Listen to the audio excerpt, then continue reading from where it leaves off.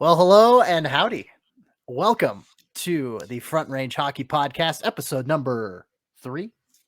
Numero tres for our Spanish speakers out there. There you Hablo go. español un poquito. Diversity. No mucho. Oh, I got my equality shirt on too. There you go. Yeah. Look Perfect. at us. Look at us. Look at us being diverse. Look at us. Hey, look at us. That's exactly what I was thinking. Hey, look at us. Who would have thought? Who would have thought? Not me. Oh, not me. Oh God. Perfect Paul What Rudd a good meme start moment here. there. Yeah. What a good start. I love it. So, Nice. well, my name's CC Hockley, and that's Scott McDonald. Hi, Sorry, friends. I stole your thunder. Hello. That's okay. Yeah, You're better at it than I am, so. we're both pretty good, I would say. flattered. Pretty good. Hey, it's all good. But yeah, this is Front Range Hockey, and just like the title indicates, we talk hockey on the Front Range, and that includes the Colorado Avalanche, the Colorado Eagles in the AHL, and the 3 college Front Range hockey teams in DU, Colorado College, and Air Force. So we touch on each and every one of them every episode, and we have a little fun doing it. Obviously, it's a good time. So, Yeah. But yeah, it's been a wild week. We're recording for Thursday, January 28th, 2021. This is Wednesday. We're doing it a day early because I'm getting the hell out of here and going to go stay in a hotel for 3 days and relax with my girlfriend. So yeah, we're getting this done a day early, and Scott has been ever so accommodating to my wonderful schedule. It worked out well. One, I mean, you deserve it. You deserve a break. Thank you, sir. Thank you very much. Enjoy that. Yeah, cheers to that. And then 2, I mean, there's a game tomorrow. There's an Avs game tomorrow too. So you'd usually record on Thursdays, and that kind of interrupted our time slot. So it's worked out well for everyone, and happy to be here. Yeah, that's good, man. Yeah, it's always good to talk hockey with you, Scott. So likewise. Thanks, man. Let's get to it. So yeah, normally I've got a nice little outline I write out during the week, and I don't have that this week because, man, me and my co-host for the AHL podcast that I have going on, the Calder Farmstead, we've been doing AHL season previews, and my God, does that take up a lot of time. It's just, it is an immersive effort to try and break down and analyze and, get all the stats and training camp rosters of the 28 teams, 24 currently. The Canadian teams haven't released their schedule yet, but I want to talk about another Canadian team. We'll get to that when we talk about the Colorado Eagles. The Stockton Heat were pulled up and have been moved to Canada to play out of Calgary this season. So the Canadian division has a 5th team, and so they need to figure that all out and everything. And we'll touch on how that affects the Colorado Eagles and the Pacific Division, and we'll go from there. But first and foremost, let's talk Colorado Avalanche. Scott, I noticed on social media that you just dropped an article about Matt Calvert and how he's currently out, and it's looking bad. It's not looking good. It wasn't a fun one to write, I'll tell you that. I've had some separate conversations too with just some Avs fans and separate friends and people on Twitter or whatever it is, and I've had this unfortunate prediction that we might just wake up to some news one day that he is that he is going to retire. Just due to those ongoing concussion issues that he's had going on since way back in Columbus. He's been dealing with this for at least the better part of 5-6 years now of his career.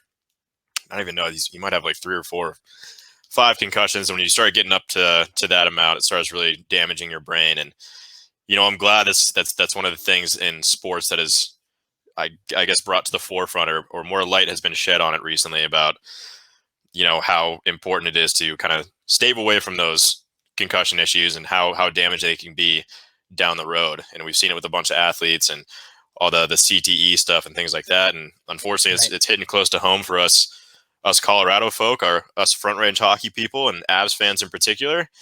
I wrote a story a couple weeks ago about the pink visor. Everyone on Twitter was talking about how Matt Calvert debuted a pink visor. He's been wearing it the first 6 games of the year, and a lot of people thought it was just a cool fashion statement that he was trying to make. That was not it. I asked him point blank, I did some research on what pink visors are, and that's the athletes wear it when they've had concussion issues because it's like wearing blue light glasses when you're staring at a computer all day, which I wear them, and it helps filter out all those harmful blue lights that are damaging to your eyes. And Mhm. unfortunately, when you have one or two or three concussions, there's some light sensitivity issues, and especially in a hockey rink, it's like if you've been to a live game, which I'm sure a lot of our listeners have, um, they're bright. It's bright. It's even brighter on the ice level because it's bouncing off the white ice, and um, it's just a lot of lighting. So he said it hurts his eyes, so he's wearing that pink visor. And yeah, going back to the story I wrote today, it's just I'm kind of jumping to conclusions. I'm putting two and two together, but yesterday he was held out of practice. I guess yesterday being Tuesday, he did not skate in morning skate, and we asked him what was going on. He just said he was day to day with an upper body injury. And then today I asked for more clarification and an update, and Jared Bednar kind of just sighed and told me straight up, he's like, he's out indefinitely, like no timetable, no idea when he's coming back. And you got to just kind of think that that's related to those issues. And when I did talk to Matt and Jared Bednar back in a couple weeks ago and I wrote that first story about him, he had mentioned that that was kind of the reason why he was held out of the playoffs last year in the Dallas series. Right. Because Adrian Dater, my colleague, said he was at the game. He's one of the few people in Edmonton that got to see it, so he was there for warmups. And I guess Calvert came out, peppy for warmups, did his usual thing, and looked good. And then never returned. He went back to the locker room and never played again. And then we kind of confirmed a couple weeks ago that was kind of the reason. He just had some concussion issues coming up. And they've obviously kind of followed him to this season with the pink visor. And then now, I'm just using my deductive reasoning skills to kind of put two and two together that, this upper body injury, this mysterious upper body injury might be related to, some flare-ups regarding the concussions. And you really hope that's not the case, but you got to think, he's got to call it a career, hang him up if this is the case, if it's really hurting him this bad. And he's having to take all these precautions, one more hit could be the end of him, and that's dangerous. And he might have to retire early, and you obviously don't want to think that, but that is what it is. And it's sad.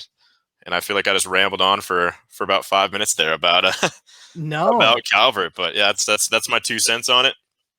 I think that's what the situation is. I hope I'm wrong, but I have a good feeling that might be what it is. And obviously wish Calvy nothing but the best. Yeah, and I know we've obviously it's been something that we've talked about before, but just the fact that, Eric Lindros has been a cautionary tale. He was kind of ahead of his time in regards to sitting out because of concussion issues, and he got a lot of flack for it, but obviously he's a bit of a pioneer, looking back and knowing what we know now about head injuries and concussions and things like that, and long-term effects. And, even recently, a few years ago, when Sidney Crosby sat out pretty much a whole season because of concussion issues, it's like, this is not just an NFL thing. This is not just an NBA thing. I just saw recently that Utah Jazz, they have a player, but Donovan Mitchell, he's a star.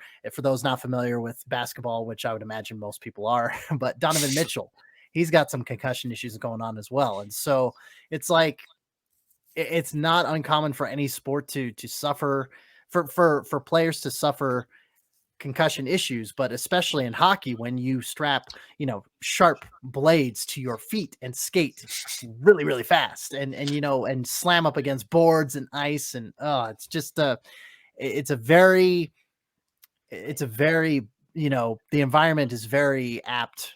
That's not the word I'm looking for. The environment Very is conducive to conducive. There we go. Thank you. Thank you. it's a violent sport. Yeah.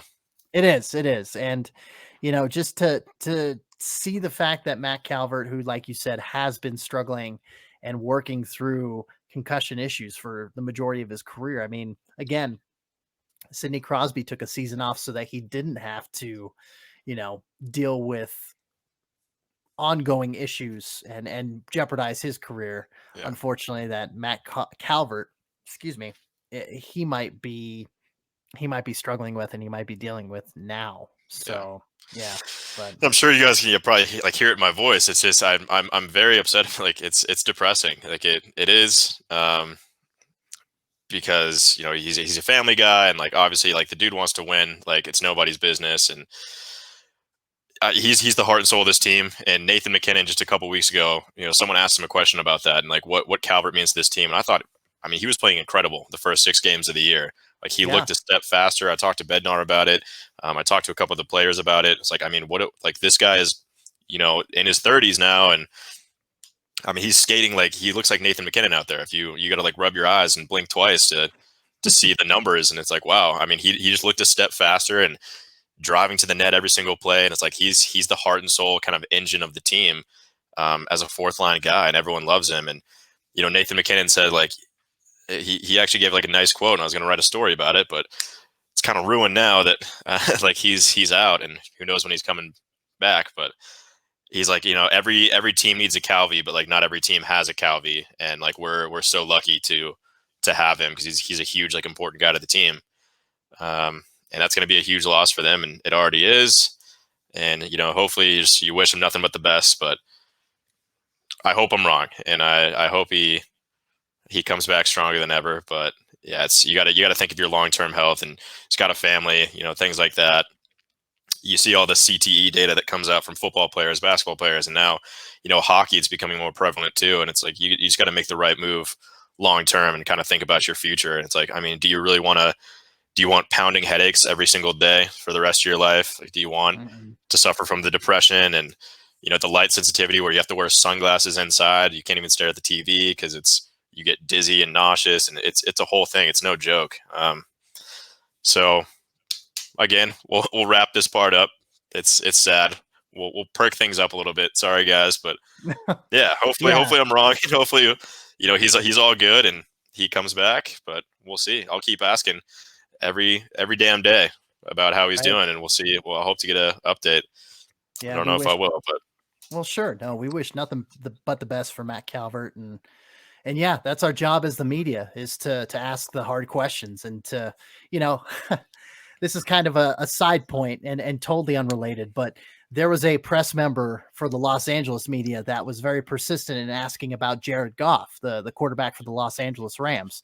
And he asked 5 questions and gave, I forget if it was the GM. I think it was the GM, because I know it wasn't Coach Sean McVay that they were talking to, or maybe it was the owner. I'm not sure. Well, that would be Stan Kroenke, so I don't think it was him. But I think it was the GM, and they asked him 5 times, 5 different ways, is Jared Goff your starting quarterback for 2021 in that season? And they kind of sidestepped it and gave different answers. Oh, he's the quarterback for today and everything like that. But like, he didn't, like, the person kept giving giving him an opportunity to say, hey, do you want to, you have an opportunity to squash the rumors and to say, hey, is Jared Goff your starting quarterback, or if not? And that is completely different than concussion related questions, but that's our job as the media, is to ask those difficult questions, whether they be related to a starting quarterback in 2021 in the NFL, or regarding a player's concussion status and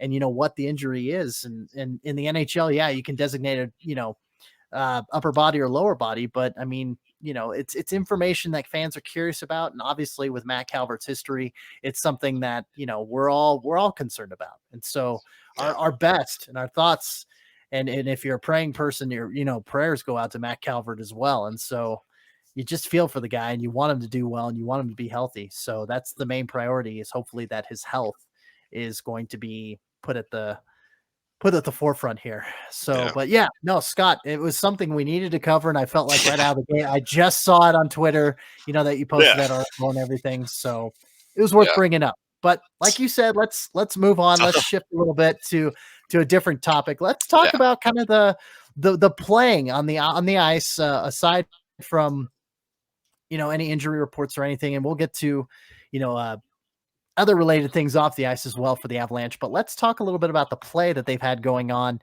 I mean, you were going to cover the Los Angeles games right before we recorded episode 2. The Avs ended up losing that game 4-2. And then they had a bounce back game the next night against Anaheim. I actually got to watch that game. My God, Bowen Byram looks phenomenal. I mean, that pass that pass, his first NHL point, that assist to Mikko Rantanen on the right wing side. He passed it through an Anaheim defender's legs and just boom, right on the tape, found him Perfect. there. It was perfect. It was Yeah. amazing. That kid, I mean, I know we pumped his tires before the LA Kings game before he made that debut, but I mean, the kid is just so damn good, and it's amazing to see. And it's exciting. It's exciting to see. I was kind of having Yui Krupp flashbacks with him in the number 4 there, and Yeah. it's like, oh gosh, who's that number 4 out there? Oh, it's Bo Byram. That's right. That's right. Yeah. But yeah, to finish kind of the couple games that we had since then, again, Anaheim lost 3-1 on January 24th. And then they rebounded in a mighty way against San Jose on Tuesday night, 7-3. I mean, Brandon Saad scoring a couple goals, Devon Tays scoring a goal rather, and then Cale Makar 3 assists. I mean, Yeah. good golly. But just the back and forth going on. I mean, comment on that, Scott, but also comment a little bit on the statement win. Another, 7-8 goal win, after the 8-0 shellacking of St. Louis that we talked about in episode 1. I mean, what are your main takeaways from the back and forth and just this gauntlet? I mean, 4 games in 6 days. I mean, and then we got another one coming up on Thursday against San Jose as well. Just these, two home game series. It's just, it's Yeah. insane. Tell me your thoughts. Tell me your feedback and what Yeah. you're. So, I mean, I was there at the San Jose game, which is actually my first game, covering a team like during the pandemic, and actually being there's like my first time at Ball Arena Sure.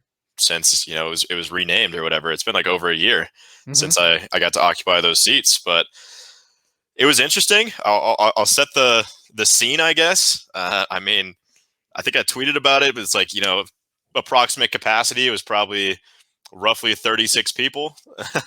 And Wow. it was just like, it's almost awkward. It's like you're watching, it feels like a scrimmage, it's not as fun. Like they're blasting music, things like that. Like, to kind of get the players like pumped up, or, they're still going through like the game day, the presentation team, or whatever it is. They're still working and, trying to hit their stride. So they're playing music and things like that. And the fake crowd noise they pump in there is very, very distracting. I didn't love it. It's just like, it's a constant, like almost like whooshing sound, like wind off in the distance. Like it doesn't even sound like, people.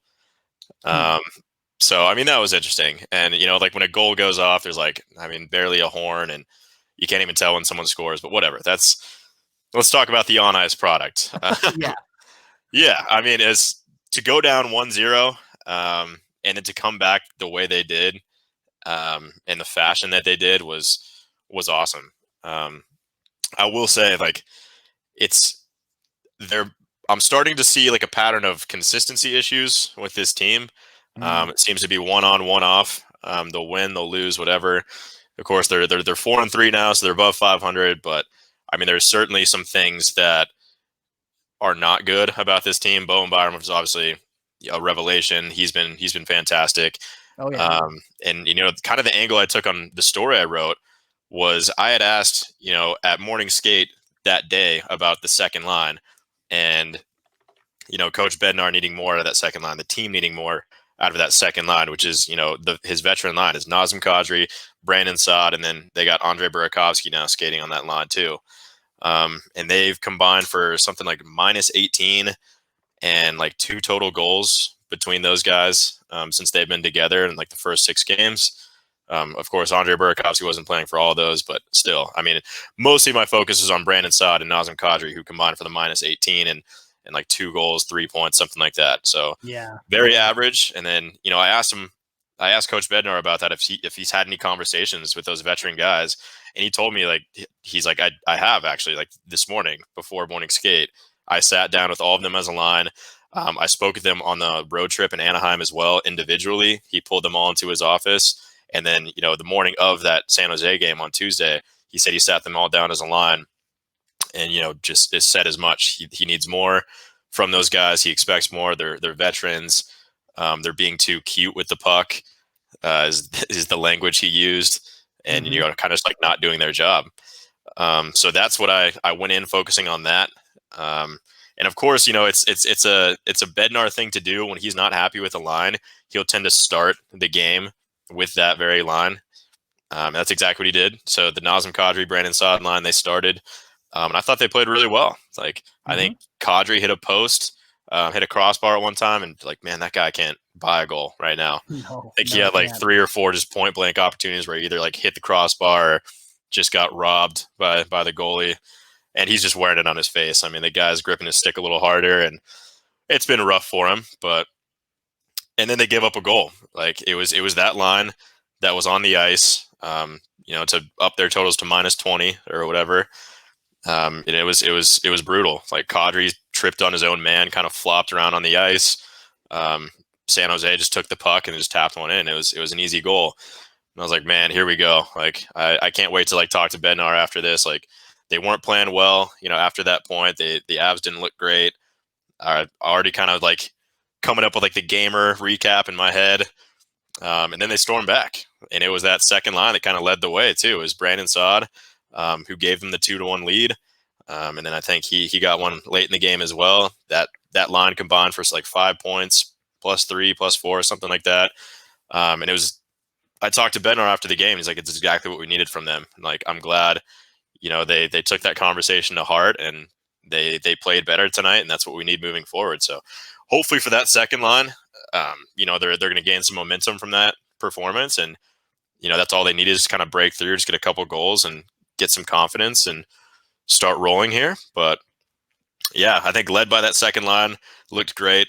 Bowen Byram led the team in ice time for the first time in his career, which is pretty incredible for being his third or fourth game, whatever it is, of his NHL career, that he's on the ice longer than Nathan McKinnon and Cale Makar, and like he played 21 minutes, something like that. It's like, man, this guy's gonna be so good.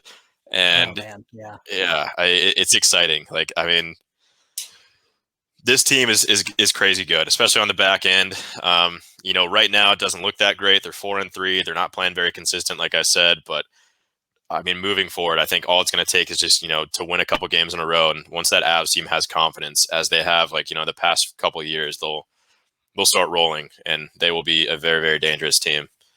So we'll see. Stay tuned, I guess.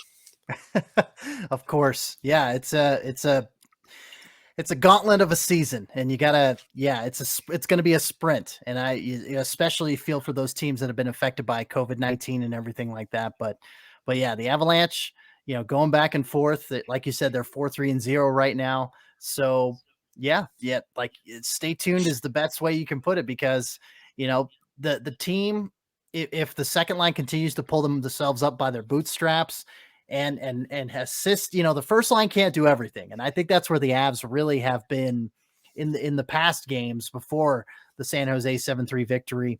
I think that's where the Avs really thrived, was when the first line was banging on all cylinders and they could accommodate for, a glut, if not all of the scoring. And so, with all of that said, it's like, it has to be team participation, and they delivered on that promise on Tuesday night. And so, yeah, I think all 4 lines scored too. I think that's the first time all season all 4 lines kind of chipped in. So you love to see it. Like, that's, again, if they can keep that consistent, you have 4 teams that are rolling. When the Avs are at their best, it's when they have all 4 teams or all 4 lines, kind of going and firing on all cylinders. And that's what happened last night, and they looked unstoppable. So we'll see if they keep that rolling. And yeah, it's gonna be good if they can. Right now they may not look like the favorites or whatever. Like, we've been preaching and before the season started, but I think they have it within them, and you could see that. I think Tuesday was a good indicator of that. Well, there you go. And like you said, you'll be covering the game on Thursday against the Sharks as well. So are you going to be in person for that one too, Scott? No, I think Dater's taking that one. We're going to kind of split it like 50-50. So there you go. I guess he's taking that one, and that's okay, because it is kind of exhausting staying at a Ball Arena until midnight. And oh gosh. Yeah, getting home after that, and waking up at 6 a.m. So I was like, hey, Dater, it's all yours, man. You got it. I'll take the the recap tomorrow, like the morning after, and I'll let him take it. Yeah, I'm glad he's I'm glad he's giving you a little respite for that. So that's Yeah. nice. That's nice. So, all right. Well, last thing for the Avalanche before we move on to the Eagles. Scott pointed this out, and it just got released a few moments before we started this podcast recording. Is Ooh, that I got the some more breaking news for you. Sorry to interrupt. Oh, go ahead. What's going on? Pavel Francouz has been moved to IR. So Oh, he is going to be out for quite some time then, oh which they've been wow. saying he's going to be out indefinitely. But to move them to IR kind of indicates that it's months. So Well, you hate to yeah. see it. Former Colorado Oh, Eagle, Frankie, yeah, seriously, Frankie. incredible backup. Not That's just oh, not big just Frankie opportunity for stepping Hunter out. Miska. Or, I mean, did the Avs make a trade? That's going to You be something to know, keep your eye out on, I guess. I mean, if you've got if you've got Grubauer and Miska, to go back to that San Jose game that they lost 4-2, the Avalanche, Miska didn't look bad. It was just a lot of the defense in front of him. I don't want to say that they let him down, but I think they let up a lot more chances than they should have. Yeah. And so, yeah, they could make a trade. I mean, they've got Peyton Jones and Parker Gahagan on the Eagles squad.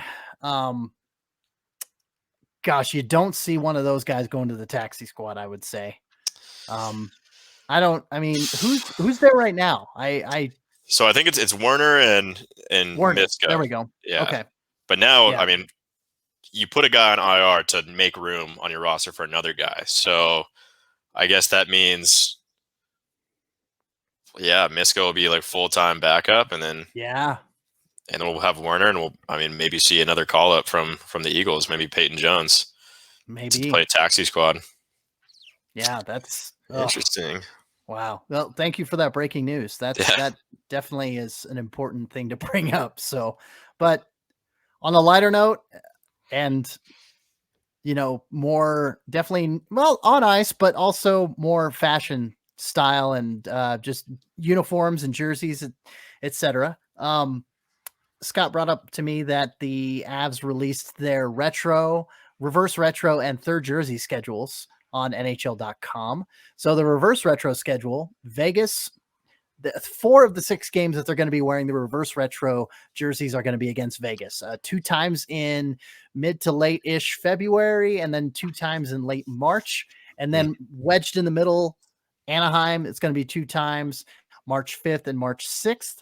And then for the third jerseys, the nice little, Colorado mountain with the sea, kind of a little tip of the cap and a nod to the Colorado Rockies back in the day.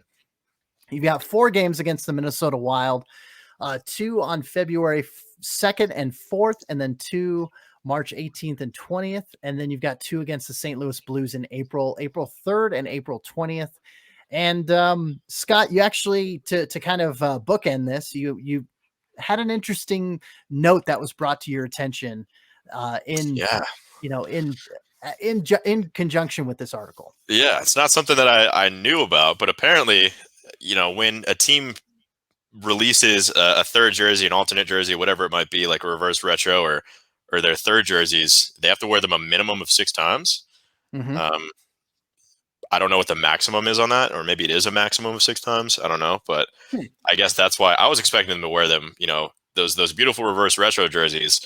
A lot more, like many more times, especially in conjunction with the fact that it's like 25-year anniversary, and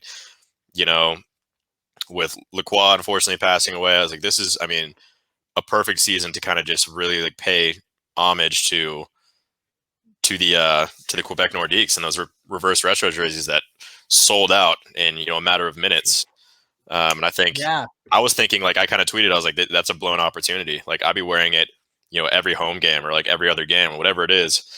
I'd be wearing them as much as I can. But it was brought to my attention after I tweeted that apparently you can only wear it 6 times, something like that. So fun fact, if you guys didn't know that, something I didn't know, and I hope I got to taught you guys something. Shout out to Reagan on Twitter, Reagan Smith. He's the man. Yeah, I learned something new. It's cool. Yeah. And obviously with the shortened season and everything, that definitely is a factor and plays into it as well. Sure, So there you go. Check it out on NHL.com.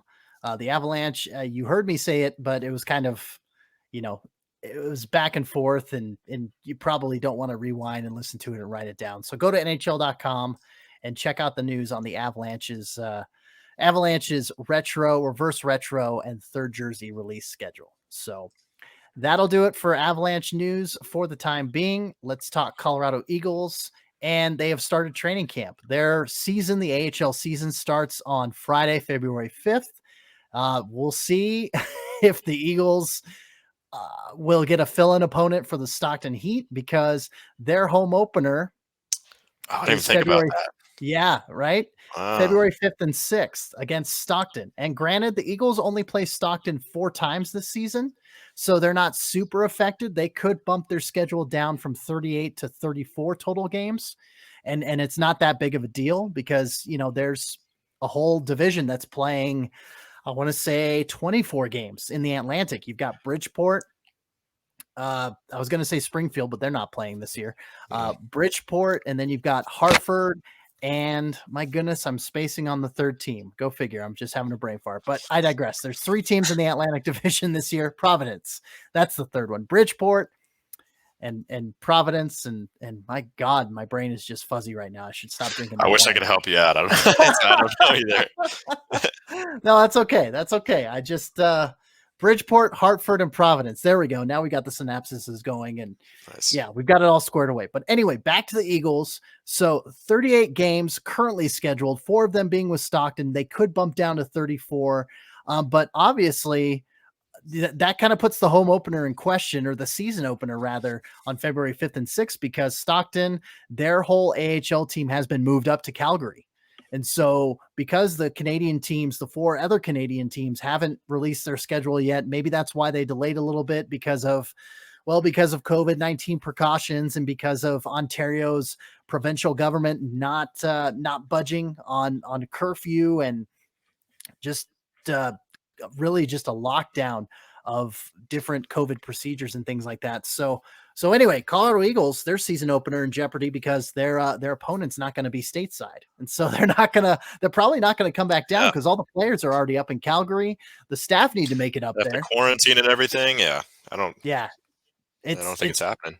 No, and it's a bit of a cluster, and the writing's kind of on the wall for Stockton. In my opinion, they are not going to have an AHL game in Stockton. I think Calgary's going to move they're going to move the franchise. I mean, that's kind of been the rumor for like over a year now.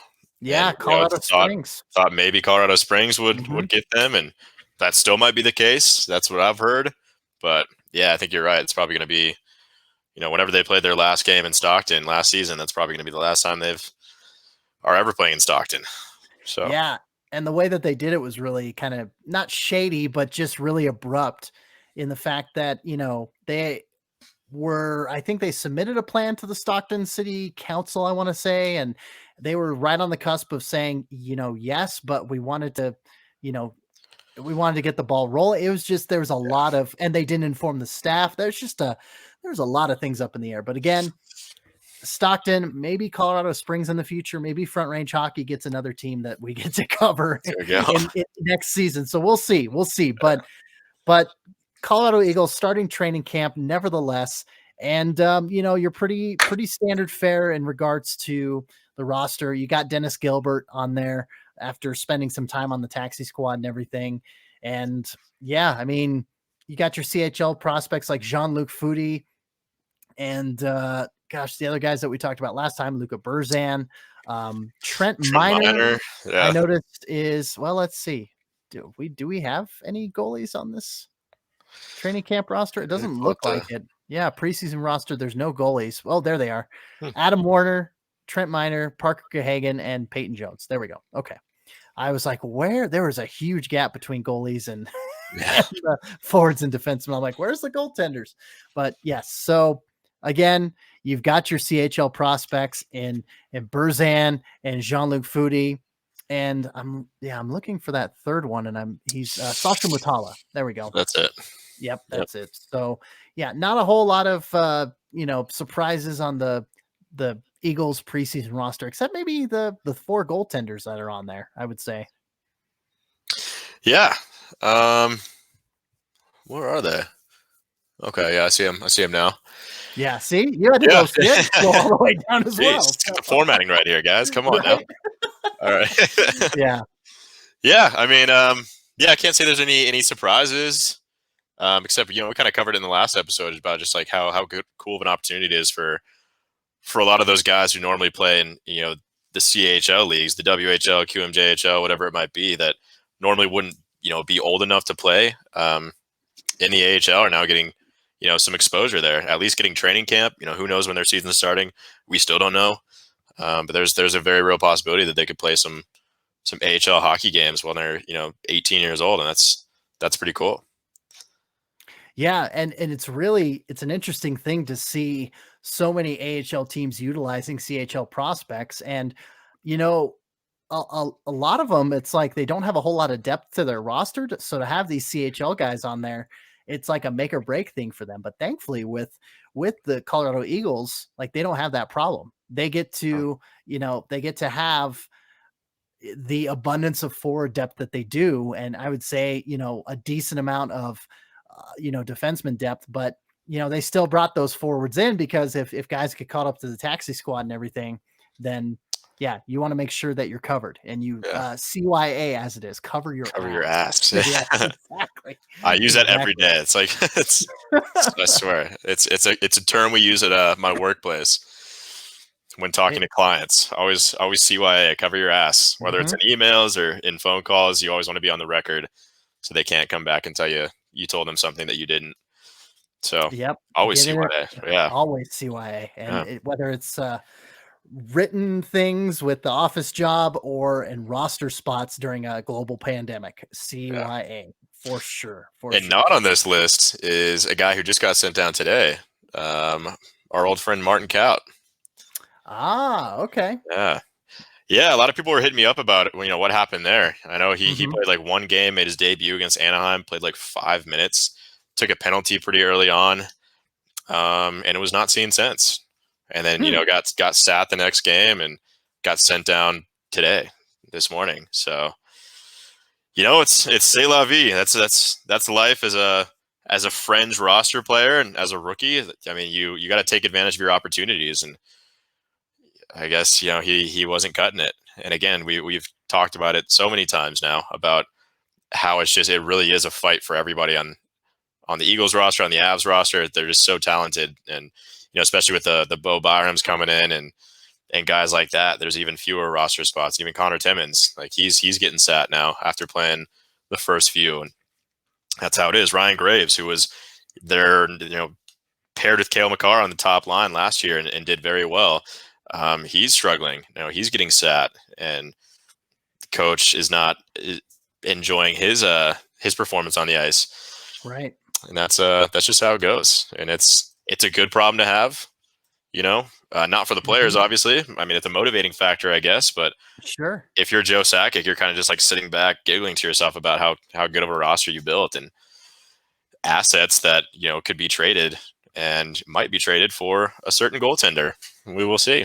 Yeah, we will. And to kind of counterbalance and to be the yin of your yang, don't forget about Kiefer Sherwood and picked up in the offseason to be essentially what was going to be planned a top line AHL player with the Eagles.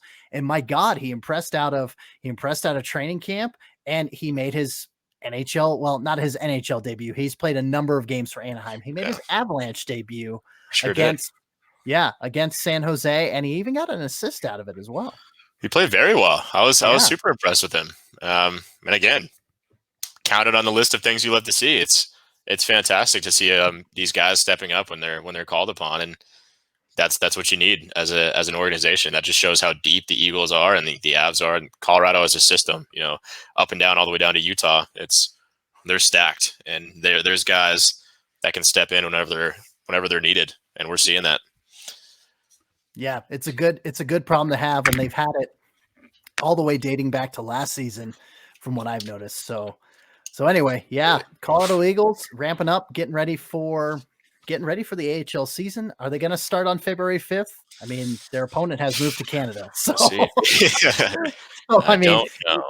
yeah, they're either going to have to When's have their? I don't another. have the schedule pulled up. When's their next game? Like, The They next might game just push it back to the next week, 13th in San yeah, Diego. it's gonna be at San Diego. Yep. So they might So just, I mean, they might just delay it until then. yeah, they might just get rid of those 2 games and just play 36 games. And I mean, it's still more than a lot of other AHL teams. So Well, they might not get rid bad. of those.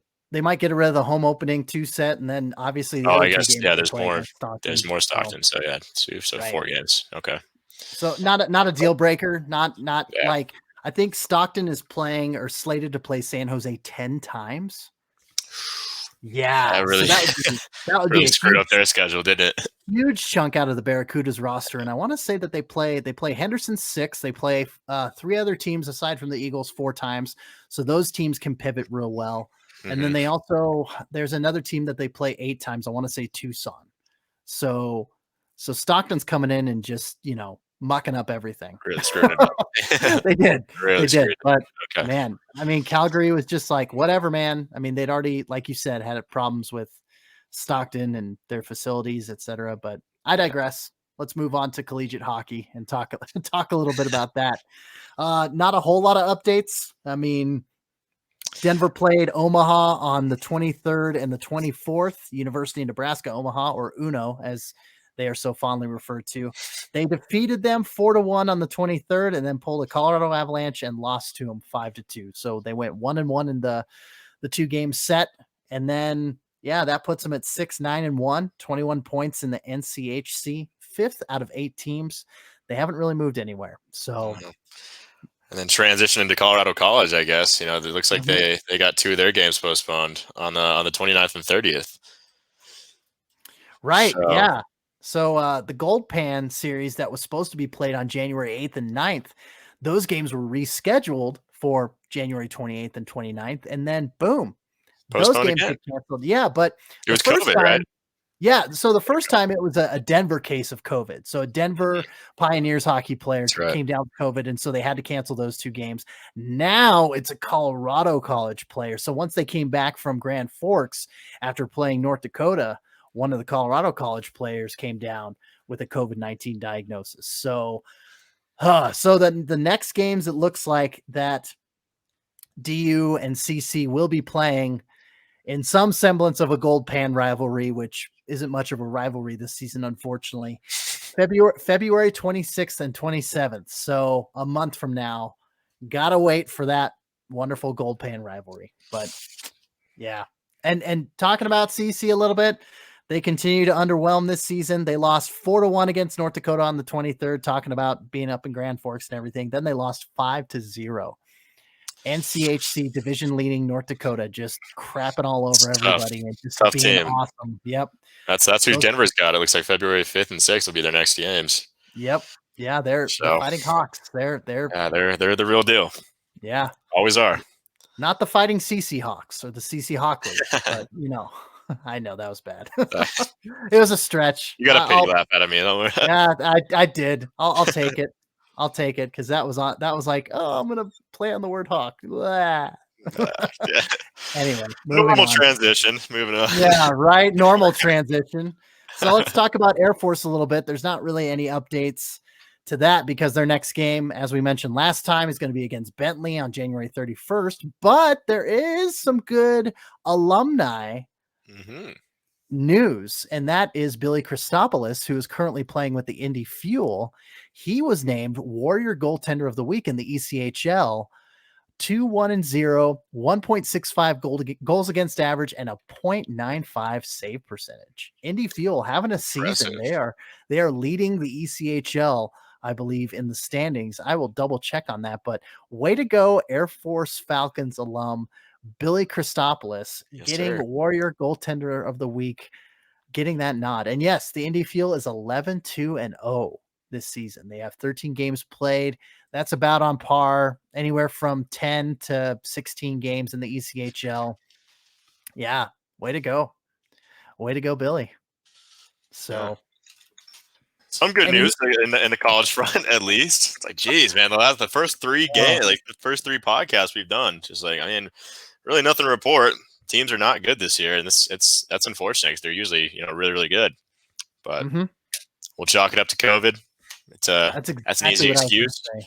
and yeah, We'll try again next year, I suppose. There you go. And you may notice Scott and I were a little more long-winded this episode. It's because we only got one question when we were asking the feed. Scott was like, "Man, what's up with Wednesdays?" Like nobody answered. For real. Usually get at least like 5 or 6. Like, yeah, exactly. But Adrian Dater, I guess his retweet really bumped up our numbers last time, but I don't think we got a retweet from him this time. But no. But we got one question from Joseph Wills, who's actually the Carolina Hurricanes NHL correspondent for Full Press Hockey, where I currently reside, as you all pretty well know, I would imagine by this point in time. So Joseph Wills at hockey_jerseys. His question was, where's Francouz and when is he coming back? And unfortunately, Scott, with the breaking news, he's on IR. I did not realize that was the question, but right? Yeah. I guess we already touched on it, didn't we? That's we did. Yes, yeah, we did. Who knows when he's coming back? It might be a while, apparently. Moved him to IR. I'm not sure if that like means that there's like a certain time like frame. I don't necessarily know like if IR is like a designated slot of weeks or months or whatever it might be, but it's usually a solid indicator that it's not coming anytime soon, and upwards of the 3 to 4 week range, I would say. So who knows?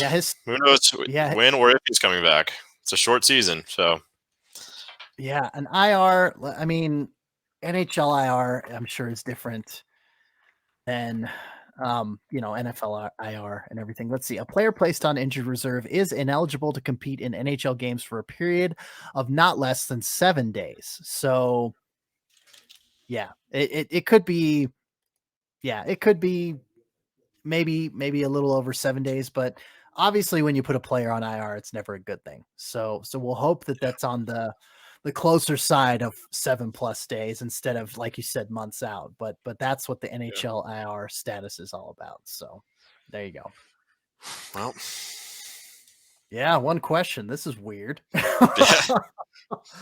still made it 46 minutes, though. I mean, this is not bad. Yeah, there's a lot of good stuff to talk about. There's probably that 10-minute Calvert rant that I'd shipped in on to start the thing.